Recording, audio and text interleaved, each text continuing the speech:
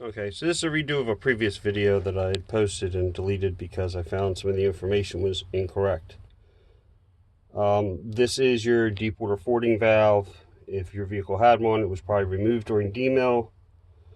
When you have it flip this direction, it's normal vent. It vents all of your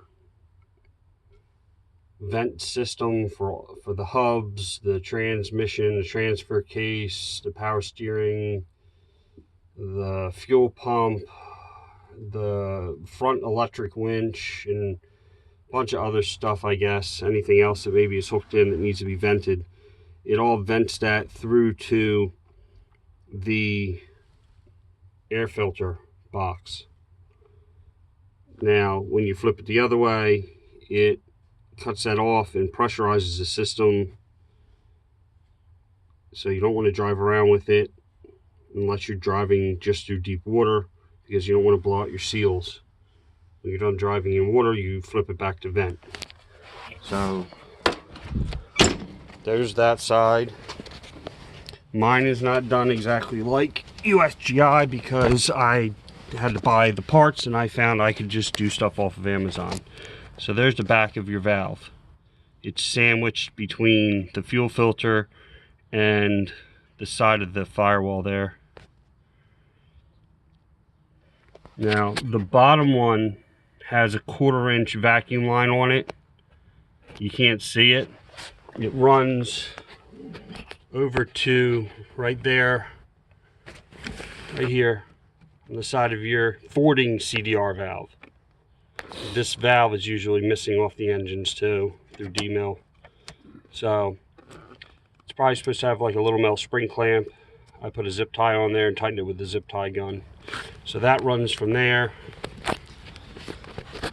to the bottom of the valve, and that fitting is actually put on. It's installed so that it's facing this direction, not facing straight out. It's a 90 that's going this way. So the middle one coming out runs to all of your stuff. So that is a 1/4 inch OD air brake line, the plastic line for air brakes, and that is a quick connect fitting for that, and it is 1/4 inch pipe thread on the other side of that fitting to screw into the valve.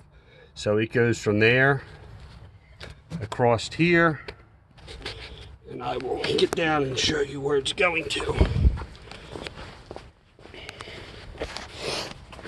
It runs across.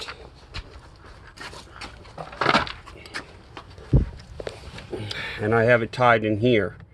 This line here was already on the vehicle, but it was tied in right here on the air filter. So I cut it and just moved it over to here and put a splice on here, and this runs to the middle of your fitting over there, your valve I mean, okay? What this does, this runs down here and all your venting runs to that. So your hubs all run to this. You can see that the fuel pump is vented, runs to this already. Your transmission transfer case should already run to this. Your differentials will run to this.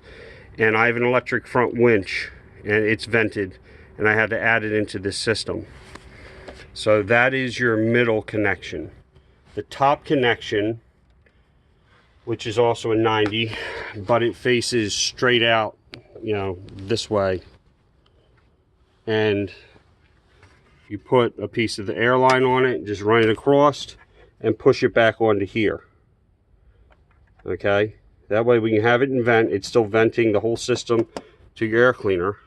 When you have it on fording, then it's a closed system.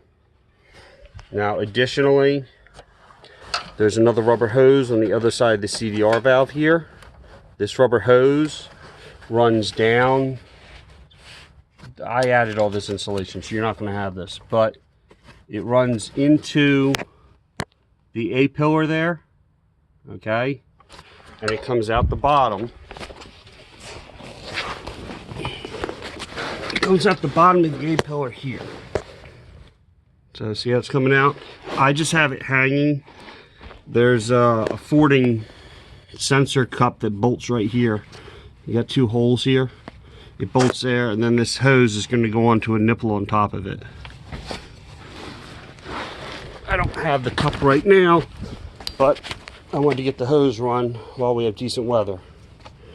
So the next thing that I had to change was, and I don't know if you'll be able to see it, but I'll get under the truck.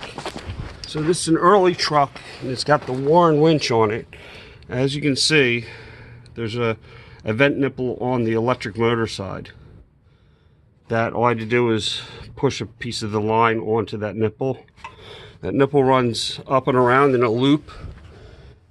You can see it goes above that cross member, and then it's going to come back here above the brakes.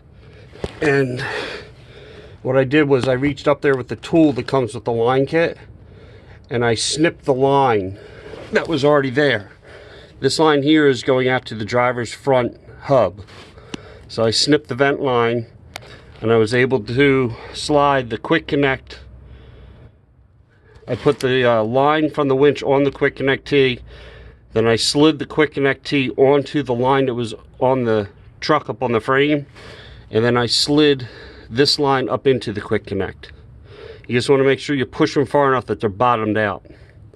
I mean, I guess you probably could put this line and that line on first and then push it up onto the frame, the line that's on the frame. It's whatever you think is easier. I mean, I'm laying under the truck, and it's kind of hard to get up in their fingers and try and maneuver line around and stuff.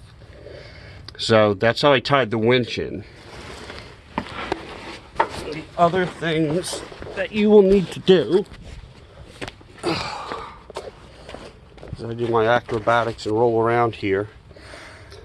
I don't have it, but I need to get a power steering cap. It'll have a venting nipple on there, and then once I have a cap with the venting nipple, a line's going to run from that, and I'm putting a T into the plastic line that runs to the middle of the valve. That way it's vented like everything else. The other thing that needs to be vented, and it looks like a lot of work to get to it, all this looks like it has to come off so you can get to the bottom of the Hydro Boost system. The installation instructions I saw shows there being a 90-degree fitting that you will screw into the bottom of that and just put a rubber hose off of it, and you're gonna just have the rubber hose. It literally just comes right here, and it bolts with clamps on those holes, those 3 holes, 2 holes, and it just hangs. So not sure why they did that, but that's the other location. So this here is your fording intake. They make 2 different intakes. They both look the same. The way you tell the difference is the real fording one goes all the way down, and you have to remove this collar that was here, and this is a rubber 90 that goes from this to this. The other one is shorter. It doesn't come all the way down, and that's just a raised air intake. That's not a snorkel. So that one you can tell because it's shorter than this.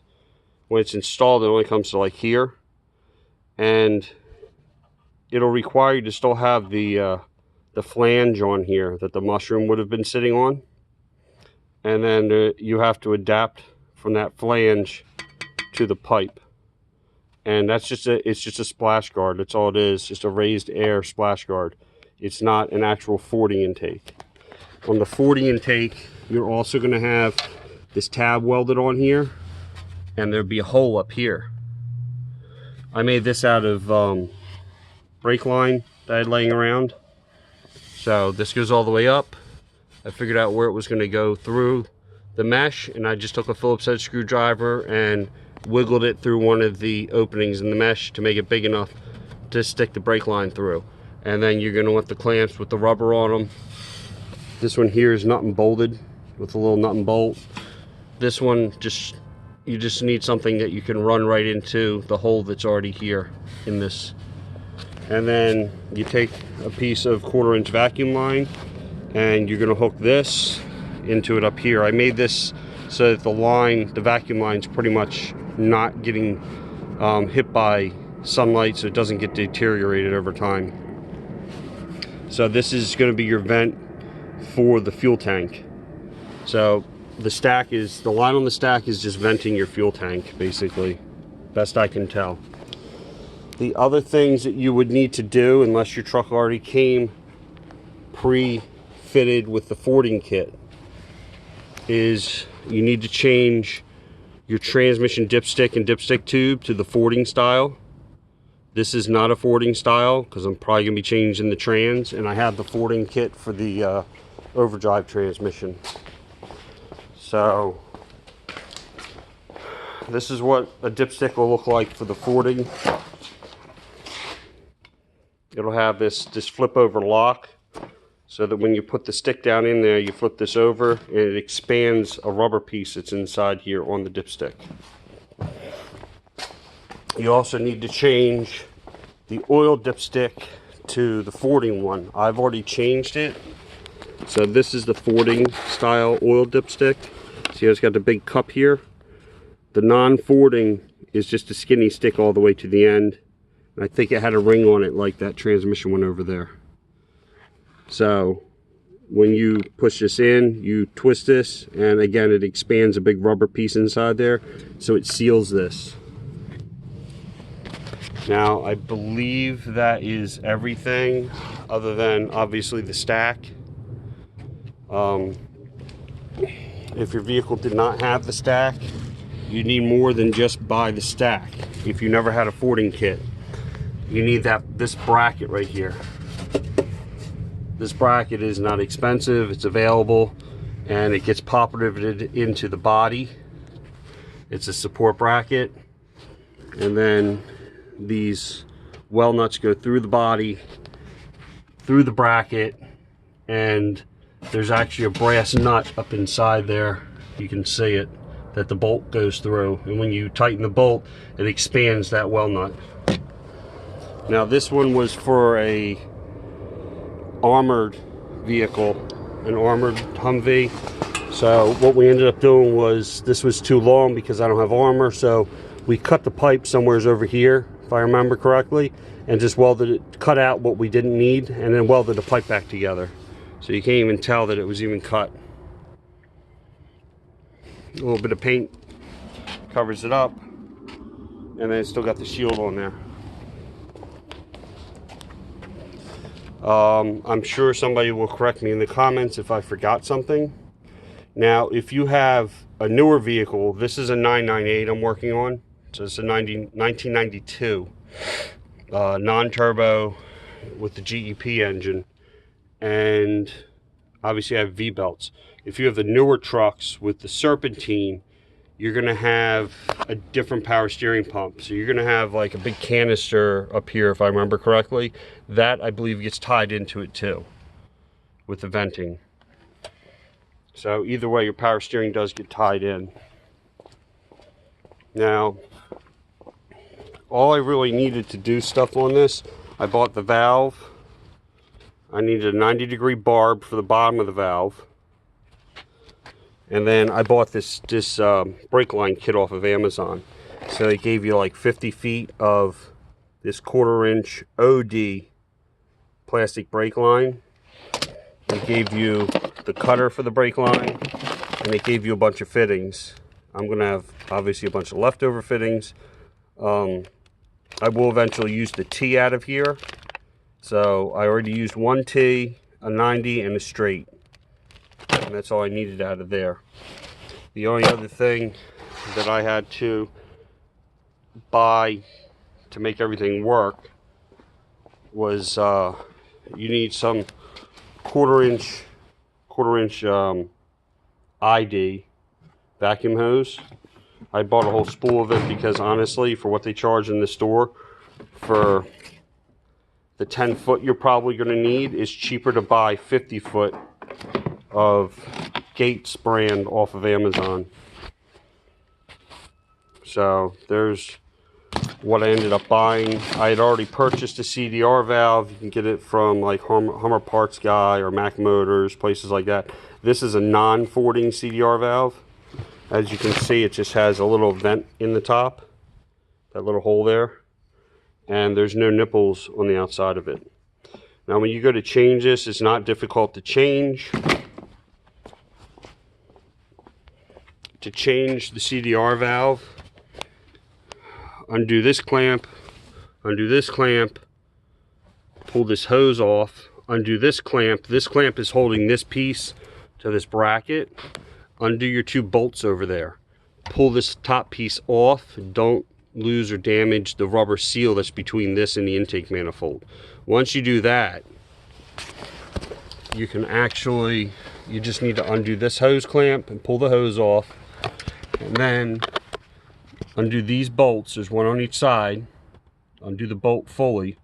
It's threaded into a nut that's welded onto the bracket. And then what you're going to do is, you see that hole right there in the bracket? You're going to take a nut driver that will fit one of these clamps, and you're going to go down in there with it, and you're going to unscrew a hose clamp, blindly unscrew it, that's holding another piece of hose. Once you unscrew it far enough, you want to have this already unbolted so you can like twist and move this and then pop it off once it's loose enough. That way you don't fully undo the clamp by accident. And then you're just going to take the other one and you just push it right back down in there. Get your 2 bolts started, tighten that clamp, and then tighten your 2 bolts down. And then put this one back on out here. To do this here, this hose, it runs down through the A-pillar. We ended up using a fish. So we went from the top down with the fish, put the hose on, and pulled it up from the bottom. It seemed to be the easiest way to do it. I'm not going to get into how to change a dipstick tube or the oil tube. It's just unbolting it and changing it and using some patience. So that should be everything, I believe, for the fording kit. I'm sure if I missed something, somebody will mention it in the comments. But if your vehicle already had the fording kit on it, it was ripped off during demill, I'm guessing you probably mostly just need the CDR valve and the valve for the dash, and then whatever you need to do to repair or replace these lines. If they cut them or whatever they did, if they ripped them out. But that's, you know, that shows you your difference between your CDR valve for fording and non-fording.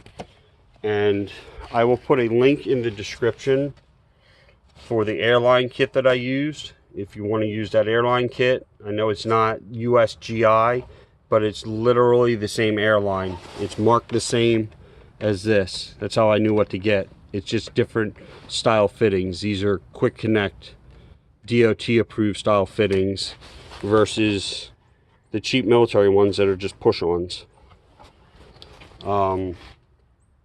which I couldn't find. If I had looked hard enough and found part numbers, I maybe could have found them, but I'm not going to get them as cheap as I paid for the kit. So I'll put a link in the description for the kit, for the air brake line kit I used. The fording valve that's on the dash is available on Amazon. I'll put a link to that, and I'll put a link to the 90-degree barb that I used and the spool of vacuum line. I mean, me personally, I will eventually use that vacuum line. You only need probably 10 feet, not even 10 feet maybe. I don't know what, I didn't measure it out how much I used, but like I said, it's like, I think it's 20 or 25 bucks for a 50-foot spool that I will use eventually on other projects. And it's very expensive around here if I go to the store just to buy a couple feet. So hopefully I didn't ramble too much and y'all found this informative. Like and subscribe. If I missed something, put it in the comments.